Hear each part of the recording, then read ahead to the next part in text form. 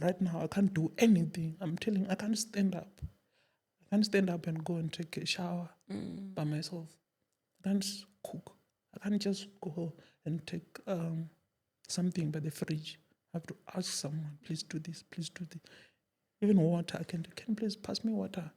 The closest thing that yesterday, Zolo Loco, I used to go and stand up and do by myself and do whatever. But my life just changed like, I don't know, it changed like me changing a t-shirt, like that. It just flash down the drainage like that. Welcome to the Safe Space Chats podcast with Madam Speaker. My name is Perseverance Maremeni, also known as Madam Speaker, also known as the CEO of Self-Love. If you're joining for the first time, welcome to the family of healing, self-love, and motivation. And if you're returning, thank you so much for the continuous love and support that you are showing us. We are recording at number 7 Cedric Road in Isandovale. If you want to come through to record your episode, or if you want to come through as a guest, you're more than welcome to reach us on the number that's going to be appearing on the screen. As usual, on the Safe Space Chats podcast, I never go alone. I have a brother who is next to me. Our brother is going to introduce himself, and we're going to go straight into the episode of today. My brother, welcome. Yeah. How are you doing? Yeah, I'm good. How are you? I'm good, thank you. Please introduce yourself to the people at home. Oh, my name is Harrowing Patrick. Yeah, I'm 29. So I'm staying in Kempton Park in Kreslong, but currently I'm in Soweto. Yeah. Yeah. No, it's good to meet you. You reached out to us because you wanted to share a story with us. Yeah. Yeah, so we can just go straight into it. Yeah. Now. There's no, So from the beginning, I think it was last year, 2024, January. It was on Friday, 25 January. Yeah. So, as usual, from work, I went straight at my place. And then I took off my clothes, and then I had to, I rested. And then I said, let me just go out to buy airtime.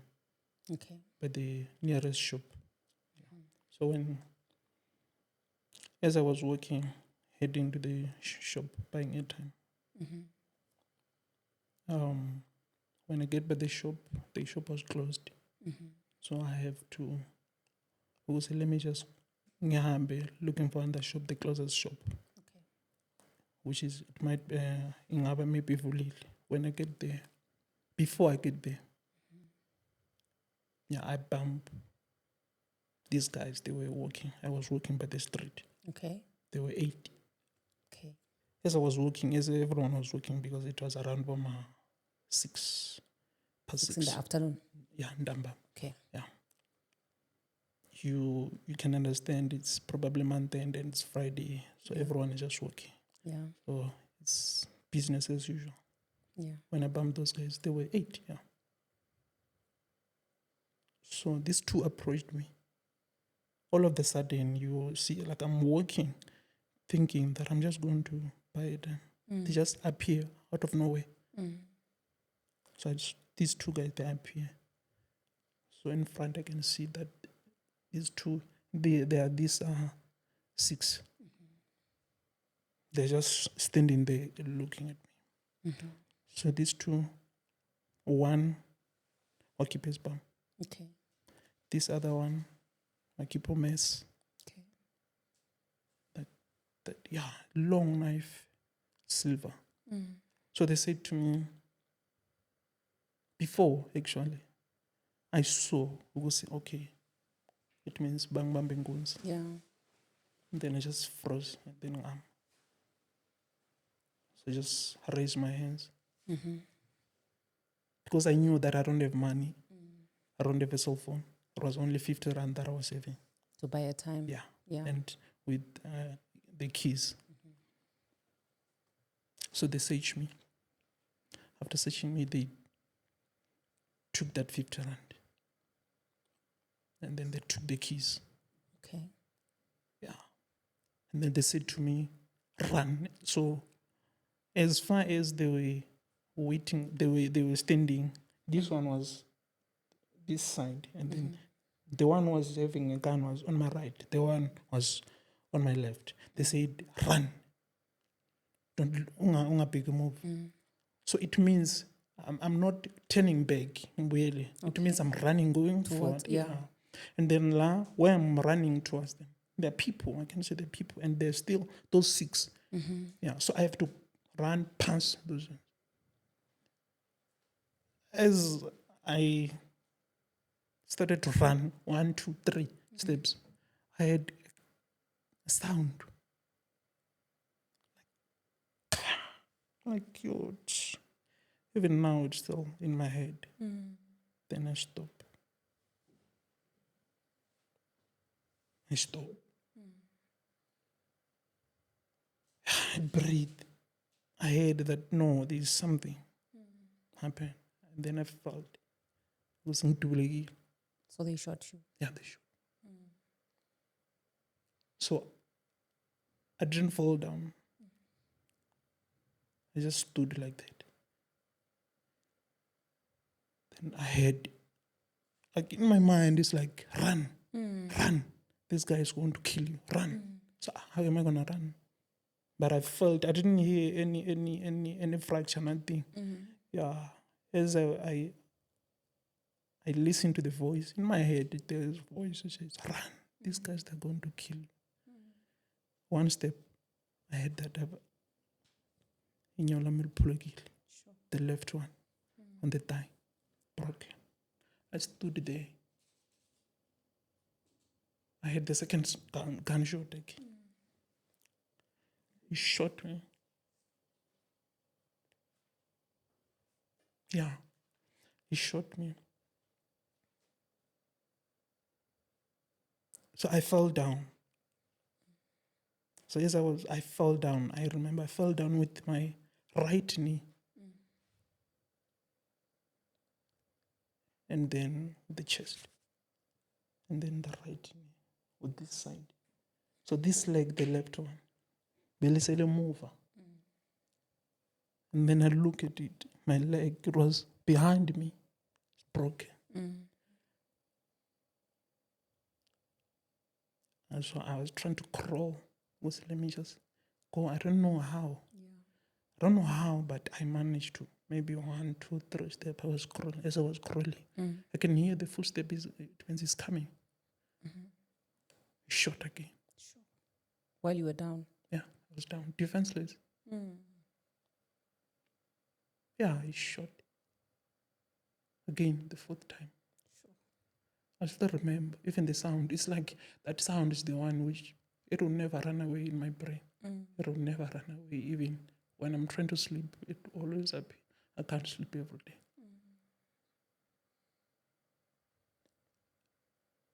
As he was approaching very close, he keep on shooting. Until he shot 6 times. Remember, I'm down there. I'm not fighting. I'm not saying anything. So he approached me. So as he approached very close, as I was lying there, facing that side, opposite. Remember, he's coming from behind because he shot me from behind. Yeah. He didn't shoot me. Yeah. I managed to look back and I saw him very close, just a meter. And then just look at him, very young. Very young. He's very young. Very, very young. And then I asked him, why are you killing me? What have I done? What have I done? I asked him only one question. Why are you killing me? What have I done? And did he reply to you? But did he shoot again after you asked that question? It was the bullet way. He had run out of bullets? Yeah.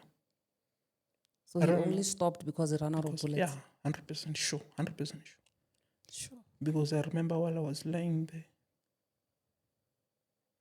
as he was approaching, still shooting, there's another bullet which he shot straight.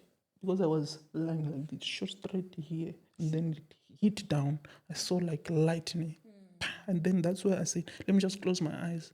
But I can hear that it's coming close. Yeah. And then he turned back and go. As he turned back and go, I'm still lying there, but I can hear people running away.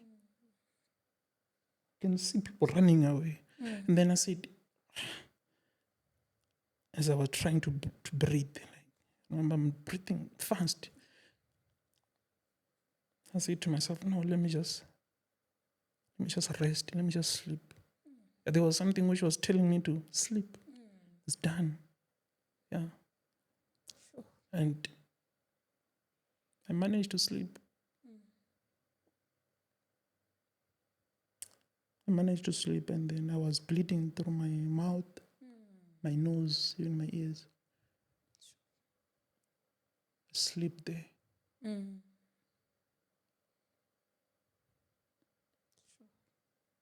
I remember that kind of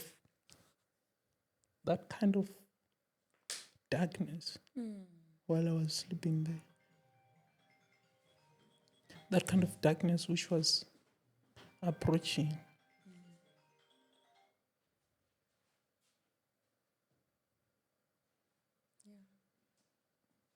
I sleep, and then while I was sleeping, I heard a voice.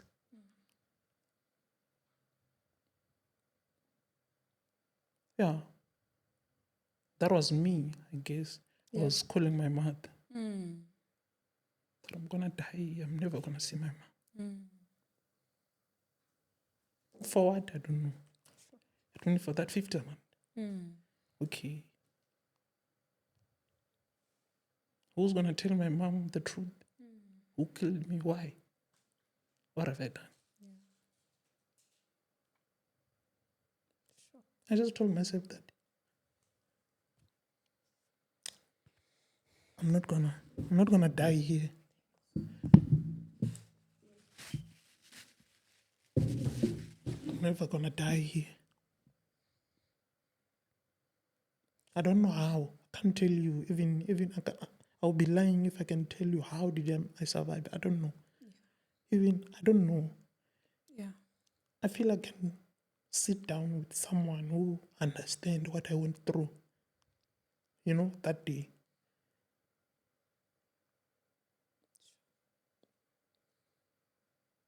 I feel if maybe I can sit down with that guy who shot me and tell me what have I done. Yeah. Because I was just waking, I was just doing my things. I never go out drinking whatsoever, smoking. No, I don't do such things. Yeah. But why? And then as I was sleeping there, I heard footsteps. Then I managed to wake up. Remember, I was sleeping there, probably, I don't know, maybe 20 minutes to 30 minutes, I don't know. And people had run away. No one was there to help me, nothing, not even one person. I heard footsteps. So I opened my eyes. I looked at the road. This lady who's crossing the road. She's pressing the cell phone. Yeah, phone, she's busy. I managed to memeza. I said, can you please help me? She said, no. What were you doing here? So probably she thought maybe I'm a hobo or something. I don't know. Yeah. And then I said, sis, ngidubulekile. Bangibambe inkunzi.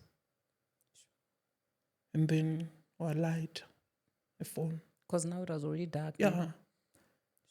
I light a phone. Remember, she's close to me. My light a phone. She's so good. She stepped on my blood. Yeah. And she panicked. She would say, this blood is flowing from this person going this. You understand? Yeah. She screamed and ran away. Sure. So Mina, in my thinking, I thought, oh, no one is going to help me. It means it's done. She ran away. The first and last person that I remember I spoke to is that lady. She ran away. So there's no one who's going to help me. Within some few minutes, And that lady ran away, going to call people. He went there, called people. They came. As they came, they saw that, okay, ngitulekile. And you were conscious the whole time. You were awake. Yeah. I don't know where I was getting that power. Can't tell you. Because if I can show you my stomach, the way even this leg, had a fracture. There's another bullet which penetrated from the arms, penetrated and caused a huge hole and came and dislocated the hip. It stuck. It didn't went out. It stuck in between the hip. So that's why my leg, the right one, is dislocated. It's like this. But that time I didn't know, but I just felt my whole body is just dead. I can't hear nothing, no pain, nothing. So they came.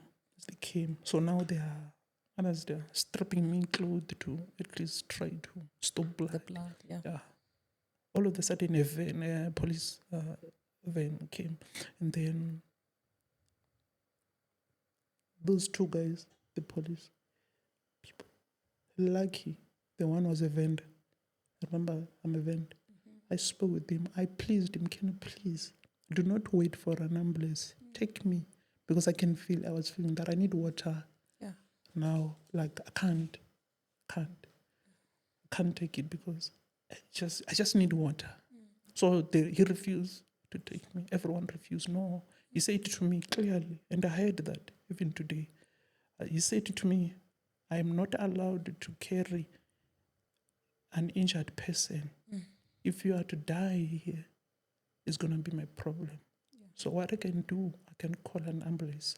I keep on assisting because please don't call an ambulance. I'm going to die. I don't think 2 minutes is too much. So maybe from wherever there, because there were so many people. Someone there decided to go and took a motoyak. It's a lady. Yeah. I'm still in contact with that lady even today. I don't know her. Yeah. But because by the grace she was there, she said, no, I'm going to take my car. I'll convince my husband, I'm going to take you to the hospital right now. Yeah. Then they came. The car came, and then she took me inside the car. And then at the back, remember, I can't do anything. I'm just took me at the back and then drove me straight to hospital, the closest hospital, of which it was in Lerato Hospital. Yeah. In West, because this incident happened in Tshepisong, in Mnandini, Tshepisong. Yeah. So the closest hospital definitely is Lerato Hospital. So she took me there. Remember, I don't know them. They don't know me. Yeah. No one knows anybody. So if maybe I was to die there, I was just going to die like a dog there. No one knows me. And where I was staying alone. I was renting. I was going to work. My family, my brothers, they are that side. My twin brother is on other side. You understand? So we are far apart to each other. But they knew where I was staying. So now the thing was, they were not going to know, see, where am I, And remember, I left my cell phone where? In the room. In the room, charging. Saying, let me just go out. 2 minutes, I'm coming. Just 2 minutes. 2 minutes changed my life until today. So when they went and dropped me, I still remember. When I get to the hospital, I remember everything. Yeah, everything. It's like something that will never go away in my life. When I get there, it was tough, It was a hell. If there's a hell, I've seen hell. Yeah. Here on it. With my eyes, I've seen. And I don't think I will fear anything. Sure. Because when I get there, they put me on a stretcher. I remember they're dragging me from From the car. Yeah. Remember, I've got the totally fractured leg and dislocated leg, and here this side I'm bleeding so much. Put me on a stretcher, they pushed me, they left me on the corridors for almost 2 hours. As far as I was bleeding from the scene, I'm still bleeding while I was in a stretcher. While I was in a stretcher, sleeping there, I could see my blood. When I looked down, I could see my blood flowing from the stretcher going down. I don't know who see a human being unegazi elingakanani emzimbeni. I don't know. But that day, I felt like it means my blood is too much. But my blood was not supposed to shed like that. Yeah. No, that was wrong. They left me there until the lady who dropped me there, she asked me, is there someone that you know from a family whom we can contact? I gave her my twin brother's cell phone number. Yeah. Definitely she went out because, I don't know, maybe they said, no, you are not allowed to enter. Yeah. Yes, they took over. They took over and then pushed me and left me by the corridors. I think with the situation, they thought maybe it's done. Yeah. They'd already maybe even given up on you. Yeah. Even if they didn't assess me. I don't blame them sometimes. I don't know if it was me being to that kind of a person. Yeah. But they were not supposed to do like that. Until my twin brother came. My twin brother came, it was around 12 midnight. He came. He looked for me. He found me by the corridors, by the passage left there. He cried so much. He shouted so much. Everyone left whatever that they were doing. They started to attend me because my twin brother is there. So imagine if he was not there, I was gonna. They would have left you like that.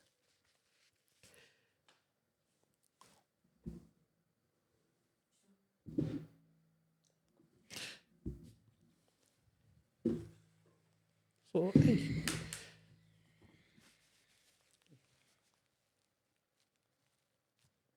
So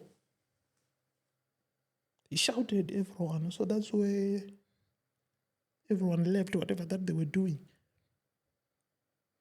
Then he asked, why are you not taking care of this? They said, but we have got so many emergencies here.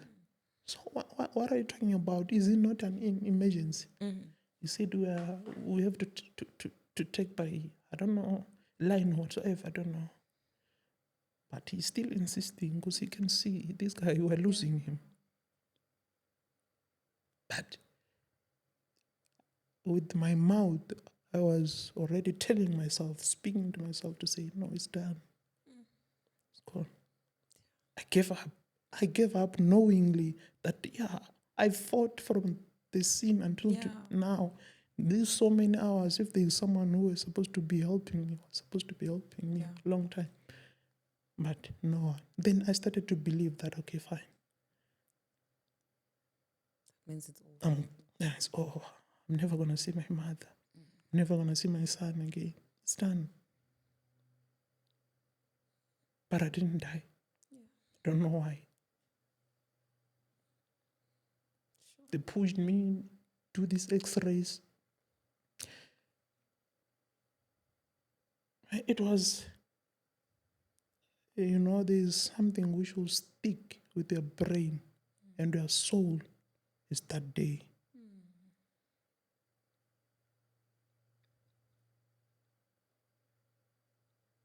I'll never forget that day. For 50 rand, 150 rand, that I didn't fight willingly. Will I fight with 8 people alone?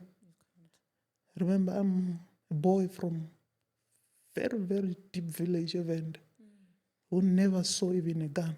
I grew up never seeing a gun, never even hearing a gun sound, even a single day, until on my 25, I decided to move this side, studying everything. But that day, I heard a gun sound. Yeah. That day, gun changed my life. That day,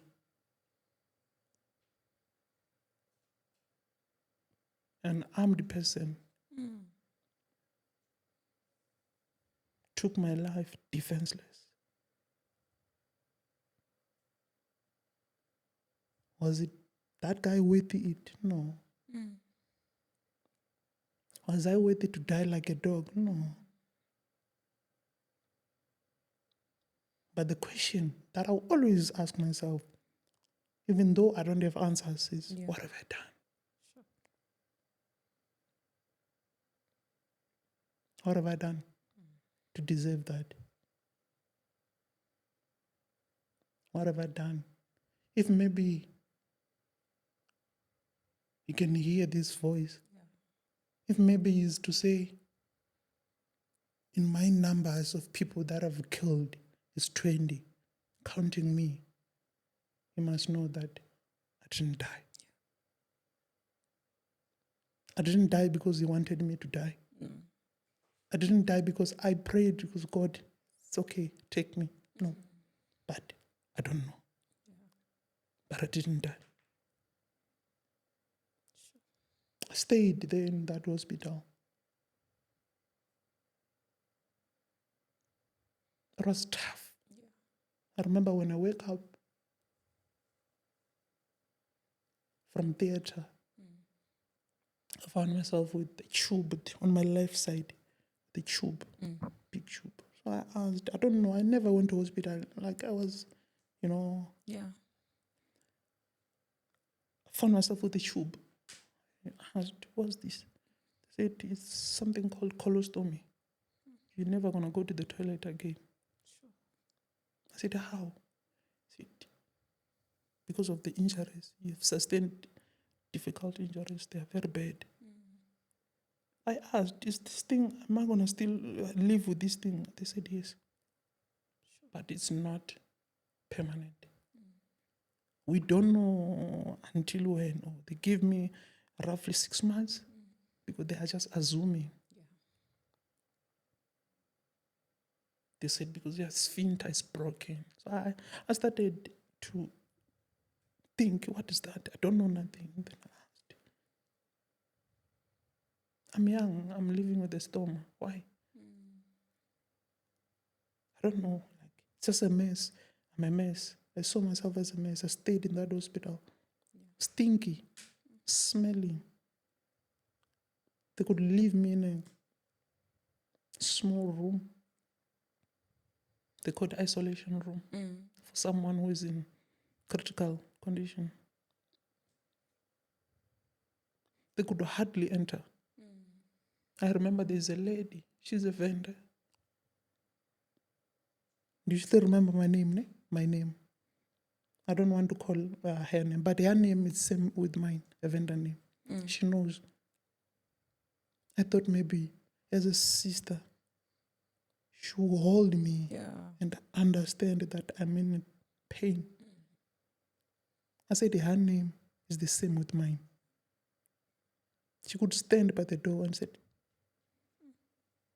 I'm getting Ilana, it's smelling. And yeah, she was right. I was smelling so bad.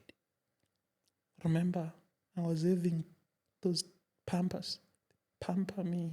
Even though I was not able to go to the toilet, they pamper me because of, remember, there is a bullet which penetrated through the anus. It opened a big hole. So everything is just a damage. So I was smelling. So pumumbomvu, even, what do you call it? Maggots? What's it? Mbungu? Yeah. Yeah. Like a worm sort of. Yeah. Those white, I could see them. Not hearing from people. See them with my eyes. And then there was a nurse, I still remember that guy. He said to me, a guy said, boy, no one want to take care of you, but I'll take care of you. It's going to be hard, but I'll take care of you. I want to remove those maggots. I said, how? Because everyone doesn't want. Not the things that I'm dreaming of, things that I saw with my eyes. They could leave me with a pampers. I remember when that pampers, you leave the patient with 2 days or 3 days pampers, which there's Making no, things worse. yeah, it's not faces which is coming out, it's warm. Imagine, you understand? Yeah. They then took me and turned me to theater. So many times. I think I went to theater 7 times being operated. Yeah, they helped me. They saved my life so much. They saved my life. They're not wrong for everything that they did. They saved my life. Even though it was not nice, but they saved my life.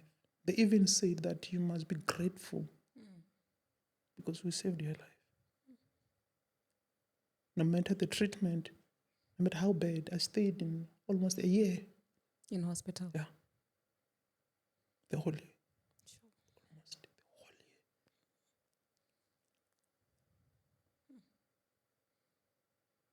I stayed with the fractured leg, left leg, this one, for January, February, March, April. Approaching May, that's where they operated this leg.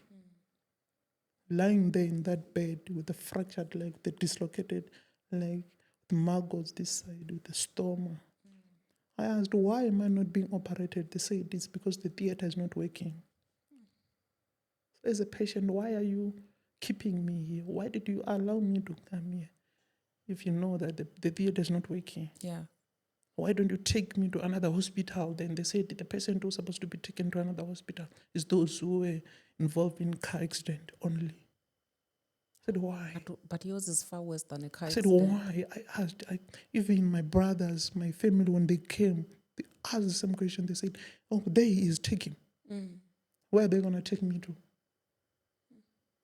Okay, fine. Are they going to take me to another hospital? Well, they do not want to with the file. Is it not? Maybe they give them my files. We go to another hospital. Definitely, other doctors will start to see from the beginning what was the problem. What is that they do? What is that they avoided to do that they must not do because that side maybe they avoided to do to avoid to do a lot of damage. But then it was not like that. They could call, maybe they could call and ask them why. They would tell them it was just a waste of time. Yeah. Like I could feel that. Sometimes I could feel that. Why did that guy that day? Why did he run out of bullet? Why didn't he just came and shoot me in the head and die and rest with the thing that I was going through? Yeah. But I said it's okay. They saved my life. But things that I went through,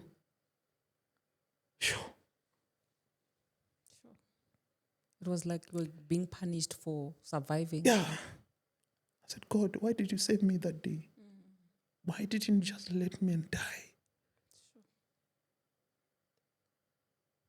I could pray every day, loud and clear and so loud, while I was already at least able to talk. Pray to say, God, please, I'm tired. Please take me. I'm begging. It's just that I was not able to even feed myself or to just sit where maybe I could stand up and go and take maybe pills and just overdose and sleep. Or maybe another thing, I don't know, but I felt like it is enough. It's okay. Like, I'm not saying public hospitals, they are not good. They are good. That's why maybe I'm still alive. Maybe it was the grace of God. I don't know. Yeah. That I'm still alive today. But what I went through, I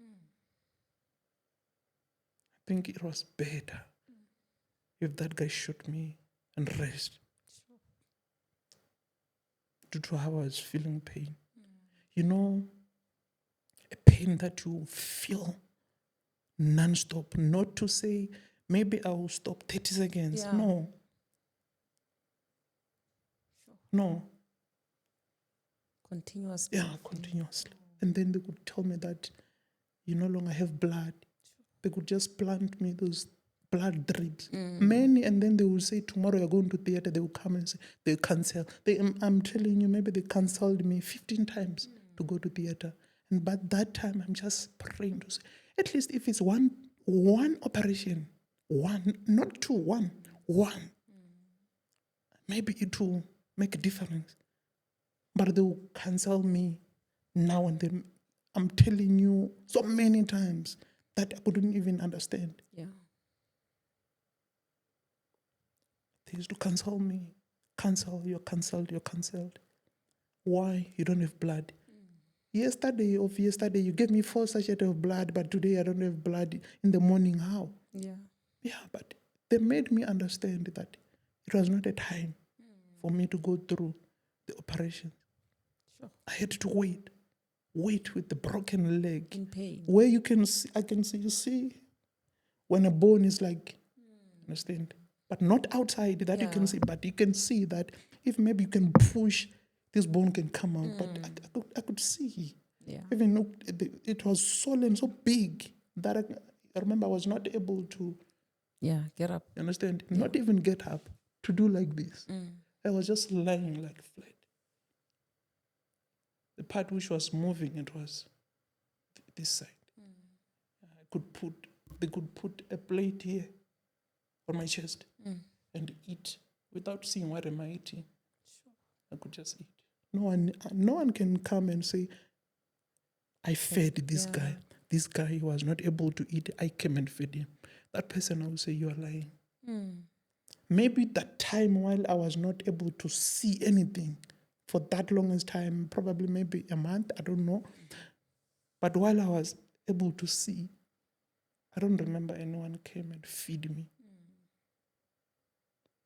But I still said, it's okay. I was like, it's okay, no problem. Sure. I stayed. I want the operation. Remember, I've got bullet this side, which stuck. This side is another bullet also, this side. I can touch, you can feel it. Remember, they took me to Badekral hospital, Yusuf Dadu hospital in Krugersdorp. They said, we're planning to remove this bullet on the joint. I went, they booked me, they took me with an ambulance. I went. When I woke up, they said, we didn't manage to remove the bullets. I said, what next? They said, nothing. Fine. What we're going to do, we'll plan to give you one leg. One leg? How? Are you going to amputate another leg or what? They said, no. We're going to leave you with this dislocated leg with the bullet. We're just going to start to operate the left one. I didn't disagree. I agree. Because I felt like one operation to come near, very, very close to my healing. Because while I was in hospital, I found Jesus. I found that situation taught me so much. Taught me sharing. Taught me sharing. You understand? Sharing. It taught me being patient. You were tested in a lot of ways than one. You see something called patient? I know patient. Ask me, I know that. Ask me sharing, I know that. I know how to share with someone who can't able to do. I know how to share with people who able. I know how people come and help you. Strangers. I know how to pray so much with strangers. I didn't know how. But me staying in that place taught me to pray so much that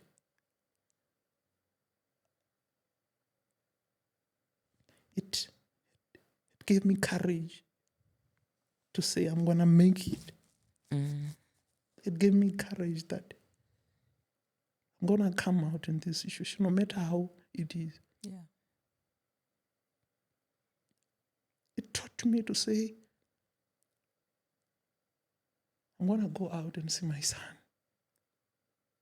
I'm going to go out and see my mother. Because I never saw my mother while I was in hospital. Because I thought my mother doesn't deserve to see me in this situation.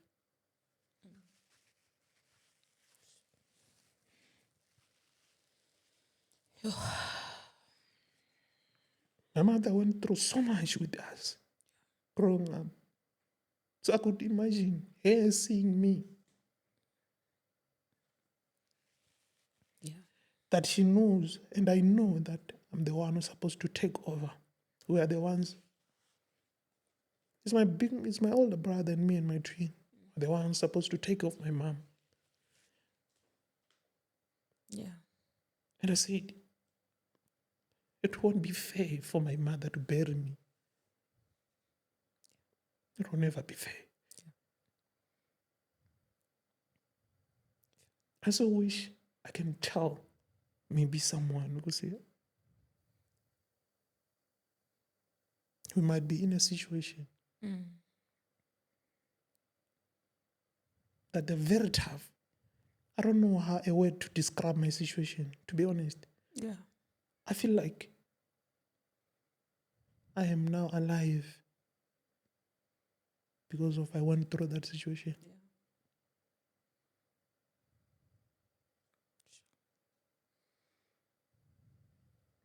It made me to understand things that I didn't understand. It made me to accept. Yeah. That situation made me to say, this one, I'm not in charge of them. God is the one who's in charge of them. What I have to do is to pray and pray and sit back. God will take over. Yeah. People who saw me at the earliest stage, they know. When they see me like today, I think they're proud. Yeah, they're proud to say, man, how did you make it? It's a miracle.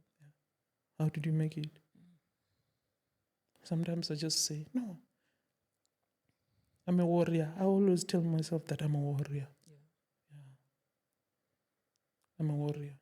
Not that I'm proud, but I'm saying I'm a warrior of God. Yeah, he just put me in that situation, knows very well that I'll overcome. The idea was not for me to die. Yeah. I think the idea it was for me to make it. To be a testimony. Yeah. Because I've never get a chance to go out and like this. Always indoor because you see my leg, this one, is dislocated. I can't sit well. You can see I can't sit properly. Yeah. Can't walk by myself. Remember from a wheelchair bound. Different. They said, I remember what they said by the hospital. You're never able to walk again or to sit straight. I still remember the Indian doctor who told me. Yeah. It was in the morning.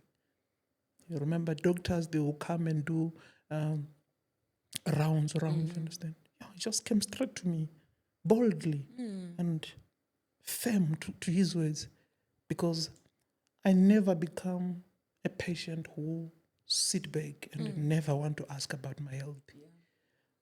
I think number one, I became a burden to the doctors and nurses. Why? Because I asked everything.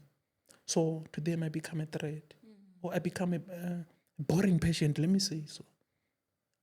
A disrespectful patient, let me say so. Maybe I'll find someone out there will find a word to describe me. But I never sit back and say they will come and do whatever they want. No matter how a doctor will come and they want to touch me, I will ask them and they'll give me clarity. Even any injection, any medication, I will ask from A up to Z. And if I don't understand, I didn't want that thing to happen. Yeah. Because I felt like now that whatever that they would do to me, as I become that patient. You understand? You become that patient that everyone knows, heard about. Yeah. Before you go to that ward, you Go there prepared. you know about that patient. There is that one. They spoke about that patient. That was me. I was not proud of that. I was fighting for my life because I felt like if I'm to just let loose and become like that, It's like you are giving up on yeah, yourself. I think I was never going to make it, Yeah. to tell you the truth. But I don't know how I have the courage and the spirit to say, I'm going to go out in this hospital. Yeah. I'm going to go out in this situation and go out and see my son and see my mother and live my life like before. Remember, I never found myself in a situation where I can't do anything by myself. Yeah. I would depend on somebody. No, I told myself from the time when I finished my schooling, I said to myself, this is it now. And I never do anything illegal. You see me, I never smoke, I never drink. I just wake up and tell myself that I'm going to go and do it by myself. Someone there out thought maybe they're killing someone who's waking up and go and hustle for their life. Imagine if that guy is to kill me. How many people that he killed? Before. And if he's to kill me, he killed my mother. He killed my siblings. He killed my son. I was supposed to take care of those people. Yeah. But then,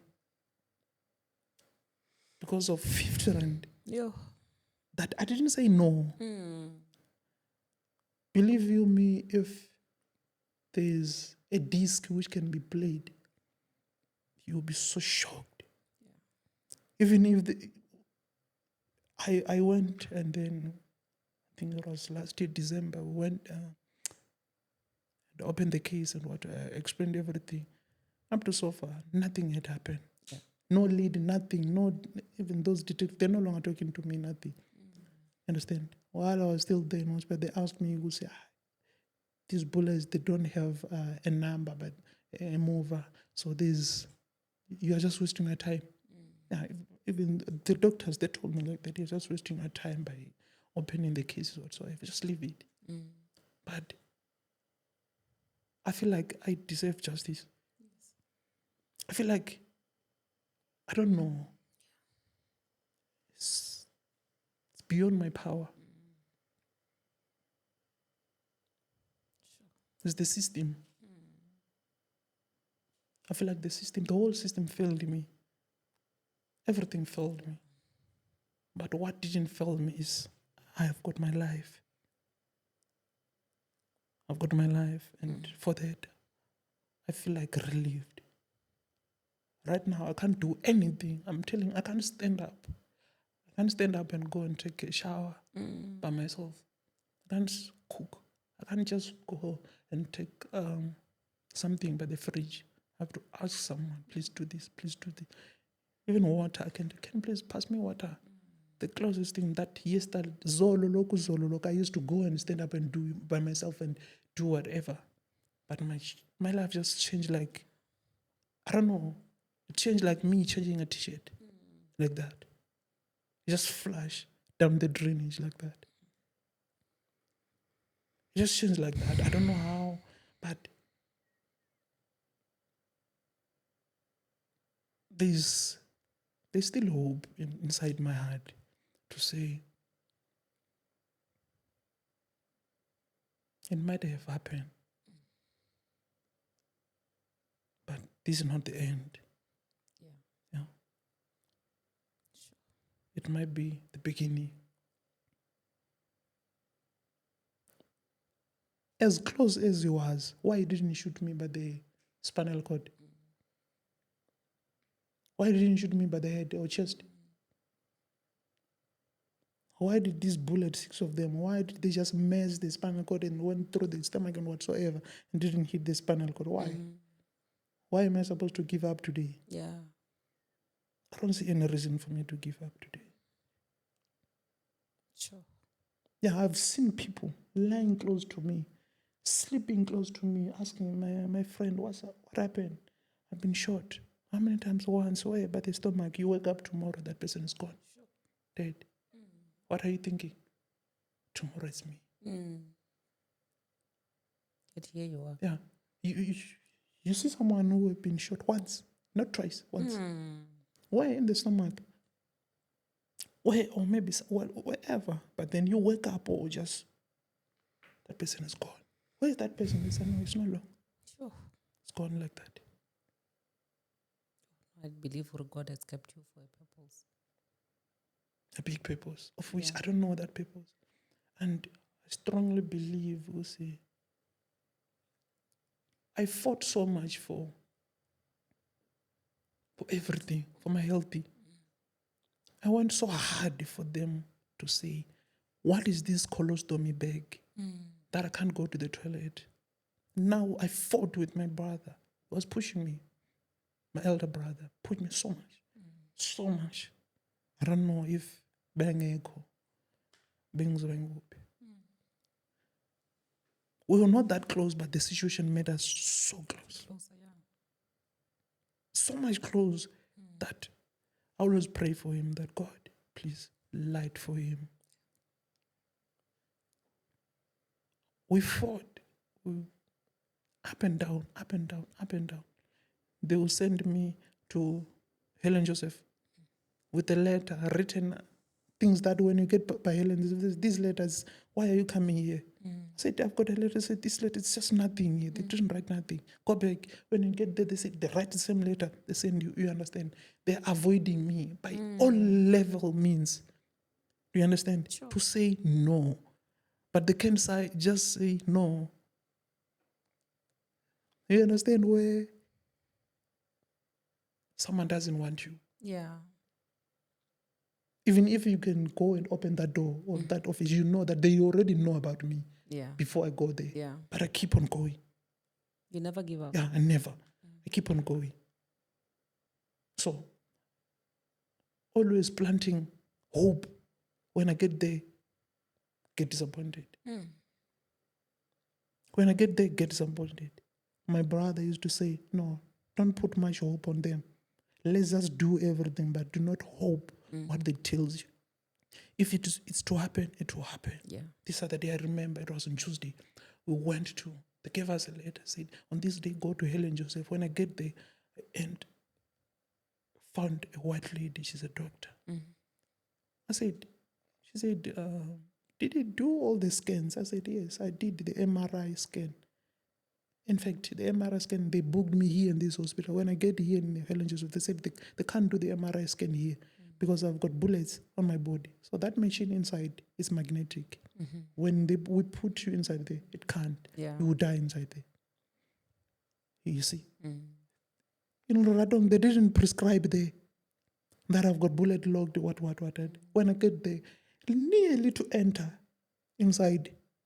So this guy who's assessing people to get in, he said, when I didn't saw your x-ray. Where is your x-ray? I said, they didn't give me. He said, no, you can't get inside.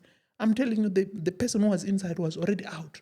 He called my name to enter. You understand? He closed the curtain, I get in. He said, where's your x-ray? He saw the papers. I saw the machine with my eyes. I said, God. I'm in a bed, stripped me, put me on those blue clothes. They said, you're supposed to get in. I said, where's your x-ray? I said, no, I don't have them. I said, no. Let's start going, do the x-ray fast. Remember, when you go to do the x-ray, there's a queue again. There, I'm the one who's supposed to get in the machine. It's my turn. When I get there, they rush me and do the x-ray. They said, they give the x-ray to the doctor. I said, what are you trying to do? Why are you trying to get inside there with these bullets? Do you know that if you were to get in, you were going to die? I asked myself, how did that happen? Because I was ready to get in. But then that guy said, no. When that doctor saw the x-ray, said, you've got bullets in your body. You can't get inside. They canceled that MRI. Sometime. They said, no, go back. They took me back to Lerato. Lerato, and they write another letter. Helen Joseph, when I get this, that lady, when I saw that lady that day on Tuesday with my brother, I said, I didn't do the MRI. I did the lobogram scan. I did the CT scan. those things. The doctors who did all this, the Lupogram, that guys told me, no, man, your sphincter is okay. I don't know how, but a sphincter can't repair itself. If it's damaged, done. That guy told me straight. He said, this thing was supposed to be taken out.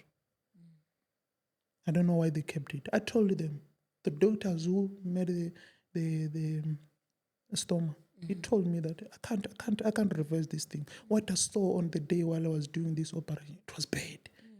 He told me straight, he set me down and said, it was bad, son. If I'm to reverse this thing, it means you always, for the rest of your life, will put you in a pampers. I said, yeah, it's okay. I told him, yeah, it's okay. Put me on a pampers. It's okay. Than to live with the colostome. You understand? I said, than to live with the colostome. It's fine. I went, she wrote me a letter. She said, go back. She do a phone call, some few phone calls. She called, go back to that hospital. There's a doctor with a name. I can't say his name. Go to that hospital. There's a doctor today, right now. Are you having a car? I said, we said yes. He said, okay, sharp. Get in a car. Drive to that hospital. Go and ask this doctor. I send him a message. When I get there, that guy, that doctor, he was not there. But there were people outside. I asked the nurses. They say, there's a doctor that they sent me to this. They said, there is no doctor with that kind of a name. I said, how? Because now, within 50 minutes, 1 hour from that hospital, they said, you must come. They said, my guy, there's no such doctor. So I sit there. My brother is already, I'm disappointed. Like, man, what is this? Why this thing is not working? Why me? Why? I felt like if ever they can take out this colostomy, I think I will regain the confidence. Yeah. This other lady said to me, and she said, she came from behind. She just did like this. She said, do not go. Like that, she whispered to me, said, do not go. That doctor went to lunch. Do not go, sit. Give me your file. I'll go inside and put it on top. I don't know that lady. I can't recognize the face. She took my file out. Within 20 minutes, I saw a doctor. I can say a doctor, but trying to read the name, it's not the name that I've been given by that white doctor there. 2 minutes, they called my name. I entered. When I entered, they said, remember all those nurses, they said, that doctor is not here. The one that they said is here, it's not here. When I entered, I said, I want to check you. Check me. I said, I can see here on the file, they said you did all these scans, everything. I said, yes. I said, oh, okay. I've got my senior who sent you here. She said, you're fine, I can operate you. I said, yeah, you can. I don't know. Like, I feel like I'm dreaming because all these doctors, they're saying 2 years, 4 years, or 6 years. You see, that 2 years or 6 years, it become 2 days. I'm telling you. Tuesday, saw that doctor. He didn't even strap my t-shirt to see. He just asked, are you having like that? I said, yes. He said, oh, no problem. Are you sure you want to do this? I said, yeah. I'm not even thinking twice. He said, are you sure you want to sign? I said, my guy, give me the paper. I will sign today. He said, okay, fine. Leave the file.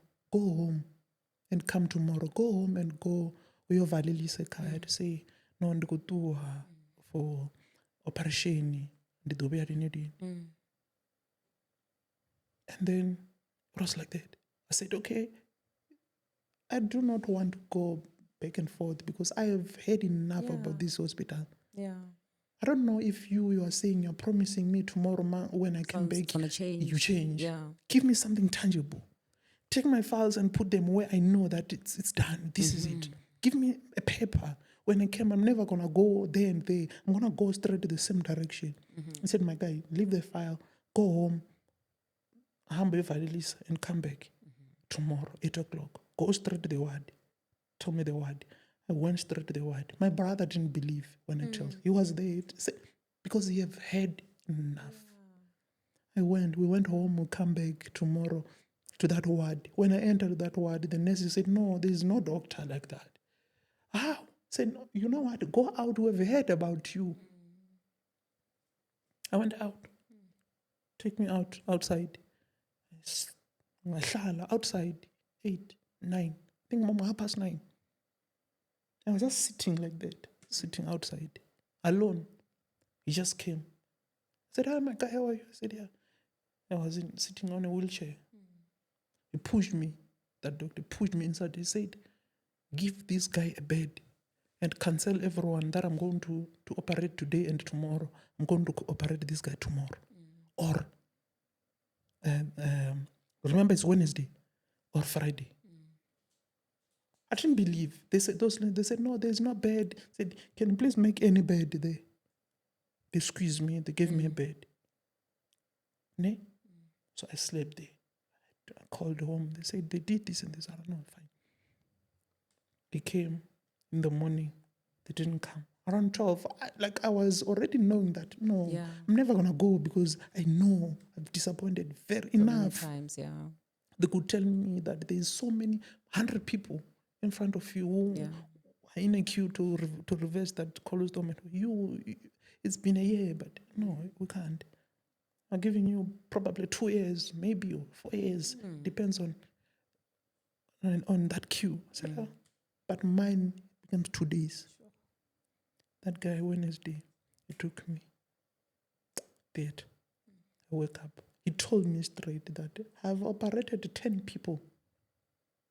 7 survived. Sure. 3 didn't survive. So your chance is 70% Sure. of surviving. I said, I've seen enough. I said, I will never fear death. Yeah. I've seen my heart in a casket, my God. Not even once that I will fear. If I'm to die, I know that I died trying. Yeah. For my health. I'll never give up. I said, sure. I said, yeah. They didn't put me to sleep. We spoke there while I was inside the theater. There were so many, I remember. They was very friendly. Yeah.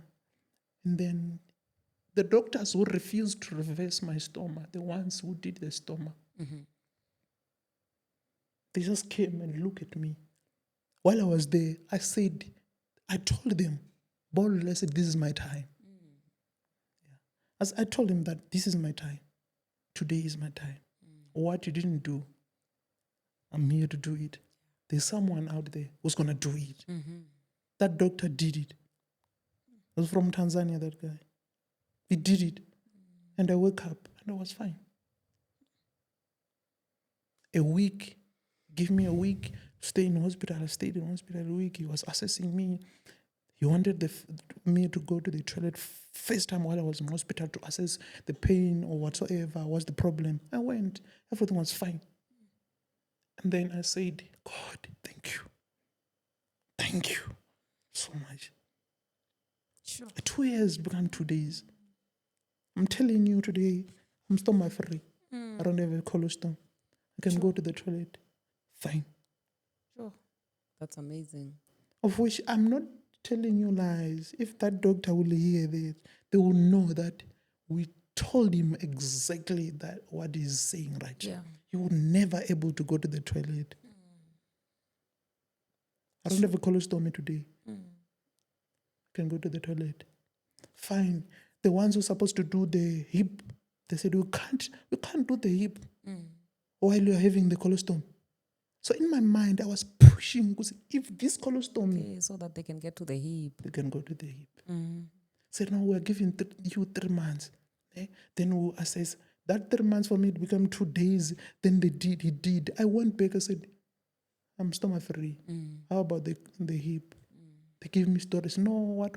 I said, okay, fine. Until today, when I go there, no one want to operate me. No one want to operate me. No one want to see me. When I get there, I think I went there by January. They said, I went there by December. They said, come 23rd January. I went. When I went there by January, they said, come after 3 months. What? January, February, March. Now it's April. I went. They said, no, come May.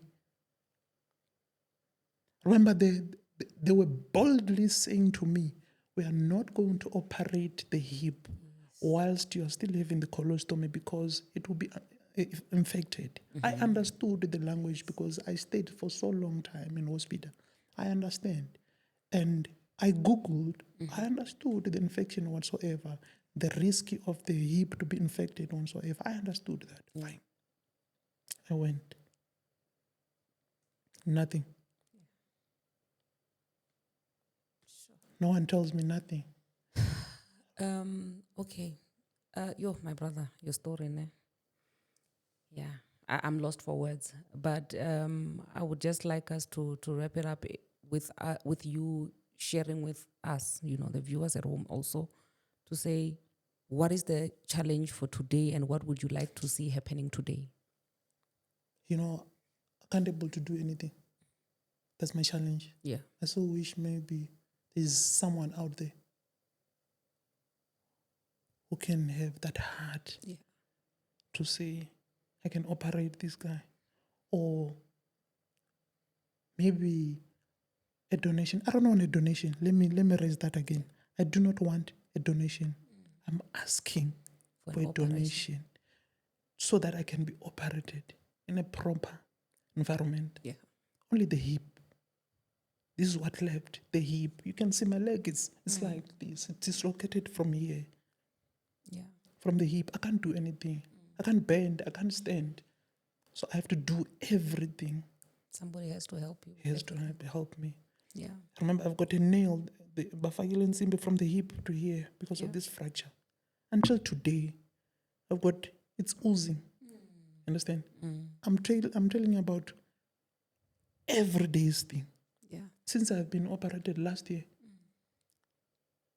April. Today is April. Yeah. It's been a year. Yeah. But I'm still having a wound which is fresh. Yeah. Why? Why am I struggling like this? I'm just pleading to... I don't know. I can't say vendor people. Yeah, anyone who's in a position to help. I've seen what Zulu people does to their people. I've seen justice for whoever. I've seen so many people being helped. Why am I not being helped? I'm not asking for money. I am not asking for money. I used to work for myself. Yeah. I'm just asking for someone out there to help me so that I can walk and go and work for my son. Just for my son. You understand? Just to see my son growing up and to breathe heavily to say, I've made it. It's only maybe 1 or 2 operations. I don't know. Yeah. I've went through so much, but if maybe people can just hold it together and say, let's donate for this hospital and then, or whatsoever. Or whatever equipment or whatever that is needed. Yeah. They'll operate me. And hear me out. I'm not looking for a donation. I'm asking so that I can be operated. Yeah. I don't have money to go to private hospital and pay. Yeah. I don't have nothing. And I know even my brothers can't have so much. They've done so much until today. But I'm just asking politely to say, I just want to be operated. Yeah. I just want to walk like you. I just want to walk like me before. I just want to go to work. Yeah. I just want to wake up every day and have hope. You understand? To say, I'm going to work for my son, seeing him growing up, knowing that there's still hope, no matter what. Going forward, I don't know. There are people outside who perceive it in anyhow. But I'm saying, I do not want people to donate for me. Donation is for today. Yeah. This is my life. I can't be fighting so hard, so much, and then end up like this. Guys, please. I'm pleasing Uzi. I don't have money. If there's a doctor, if there's any hospital out there, you can say, everyone, come. Here's a bed, lie there. They do everything. I'm more than ready as if like it's yesterday. Ready to be operated. I just want to see myself standing up and going out and do it again. Yeah. Sure. My brother, I see that happening. You know, your resilience and strength and just you fighting for yourself. I really commend that. Like, it's amazing, you know.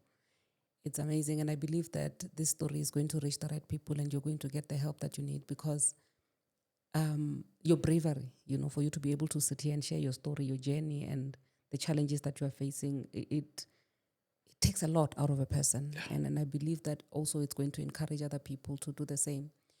So for the people who would like to assist you, you know, because I believe that our audience is the relevant people, Yeah. you know, where are they going to be able to reach you? I think they can just reach me on my cell phone number. Okay. You can say it. Yeah, 060 911 6224. Okay.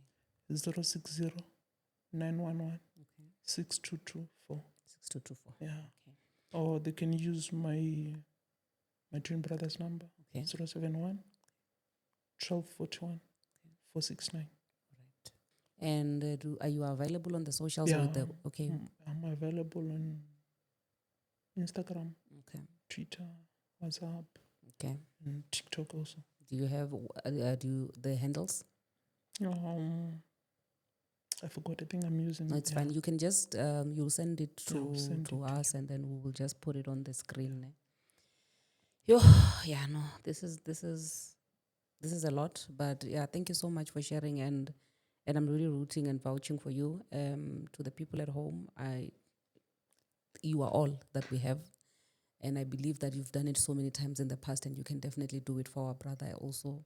If you know you can help him in any way possible, or you can refer him, or let's come together and see how we make him, you know, change his life, you know, because I believe that there are so many people that give up along the way. There are so many people that don't want to fight for themselves, and your fighting spirit, you know, I pray that God gives you the grace to renew that strength in every day for you to never give up, because you will need that strength when you are now up and walking, you know. So for you to keep, and also you are so blessed to have even the family around you that is so supportive towards you, you know, which is something that not everybody has. So I just see blessings all around you. I just see a miracle, you know, with your life. And I feel like God has really preserved you so that you can change other people's lives. And I believe that God is going to do a new thing and he's going to use people. You know, I always say in this podcast that God is not going to descend from heaven himself to come and help us. He's going to use people to be able to help us and get us to where we want to go. And I believe the same with your life also. I don't know if there's anything else you would like to say in closing.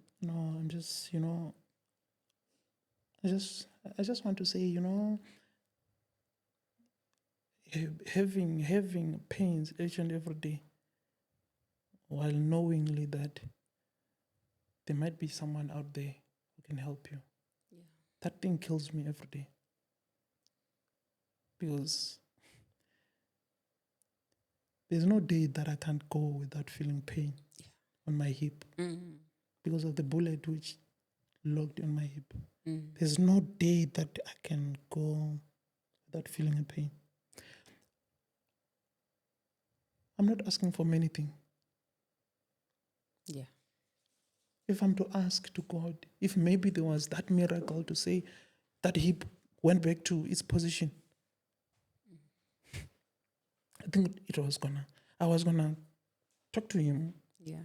But I believe, we see, it's through human beings. Yeah. Absolutely. Yeah, it's through people from back home, or maybe, I don't know, I've seen even our minister back home, Minister of Health back home. I don't know. I so wish you could see. She's so generous, you know. Seeing through social media or things that she does. I so wish maybe she can hear me one day and say, son, I'm not asking for money. I want to be operated. You understand? Yeah. I want to be operated so that I can stand up and do work for myself and for my family. That's all. Sure. If that's enough, I mean, if that's more, then I don't know. Just to be operated, just so that final stage of the operation, then I'm done. Really done, yeah. That's it. Yeah, no, I hear you, my brother. Thank you so much for sharing your story, and I believe that the people at home are going to they're gonna show up for us like they always do. Yeah. Yeah, I think we've come to the end of the episode for today.